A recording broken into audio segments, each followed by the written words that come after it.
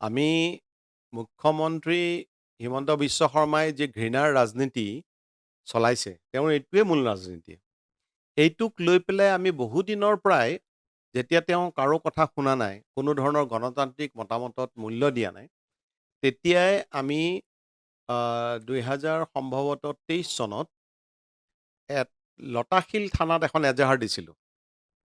হিমন্ত বিশ্ব শৰ্মা আৰু বদৰুদ্দিন আজমলৰ বিৰুদ্ধে। কাৰণ দুয়োজনে খুব মানে ইজনে সিজনক সহায় কৰিব পৰা ধৰণৰ সাম্প্ৰদায়িক মন্তব্য তেওঁ কৰিছিল।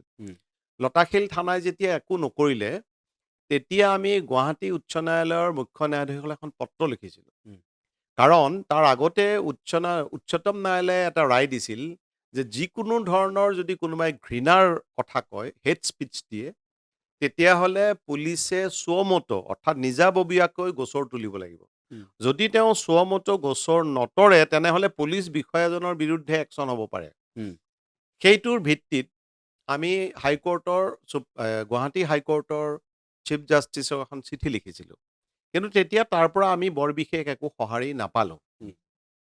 এইবাৰ যেতিয়া তেওঁ একেবাৰে সকলো সীমা চেৰাই গ'ল, যেতিয়া তেওঁ ক'লে যে এটা জনগোষ্ঠীক মানে কষ্ট দিয়াৰ কাৰণেই আমি কাম কৰিছোঁ, মই মুখ্যমন্ত্ৰী হৈ থকালৈকে এই কাম চলি থাকিব, তেতিয়া আমাৰ দলৰ ফালৰ পৰা কেন্দ্ৰীয় কমিটিৰ হৈ সুভাষিনী আলি, আপোনালোকে জানে যে বিখ্যাত লক্ষ্মী চাইগলৰ ছোৱালী, তেওঁ MP আছিল এটা সময়ত, এই সুভাষিনী আলিয়ে আমাৰ দলৰ হৈ আৰু এনি ৰাজা, তেওঁ CPI নেত্ৰী, তেওঁলোক দুজনে উচ্চতম ন্যায়ালয়ত গোচৰ তৰিলে। উচ্চতম ন্যায়ালয়ৰ মুখ্য ন্যায়াধীশৰ যে বেঞ্চত এই বিচাৰটো আহিল, তেতিয়া উচ্চতম ন্যায়ালয়ৰ মুখ্য ন্যায়াধীশে ক'লে যে এই বিষয়টো প্ৰথমে গুৱাহাটী হাইকোৰ্টলৈ যাব লাগে, টেৰিটৰিয়েল কোৰ্টলৈ যাব লাগে, আৰু তেওঁ মুখ্য ন্যায়াধীশক গুৱাহাটী উচ্চ ন্যায়ালয়ৰ মুখ্য ন্যায়াধীশক ক'লে যে এইটো যাতে এক্সপেডিচিয়াছলি অৰ্থাৎ মানে যাতে সোনকালে এইটো হিয়াৰিং হয়, তাৰ কাৰণে তেওঁ ব্যৱস্থা ল'ব লাগে বুলি এটা তেওঁ জনালে। সেই তাৰ ভিত্তিত মই CPIM দলৰ হৈ আৰু কনক গগৈ CPI দলৰ হৈ এই দুজনে আমি গুৱাহাটী উচ্চ ন্যায়ালয়ত গোচৰ তৰিলোঁ। আৰু একে সময়তে ডক্টৰ হীৰেণ গোহাঁই ছাৰৰ নেতৃত্বত এটা বিভিন্ন বিশিষ্ট ব্যক্তিসকলে এটা PIL তৰিলে গুৱাহাটী উচ্চ ন্যায়ালয়ত। এই আটাইকেইটা গোচৰৰ শুনানি ইতিমধ্যে গুৱাহাটী উচ্চ ন্যায়ালয়ত আৰম্ভ হৈছে, আপোনালোকে জানে।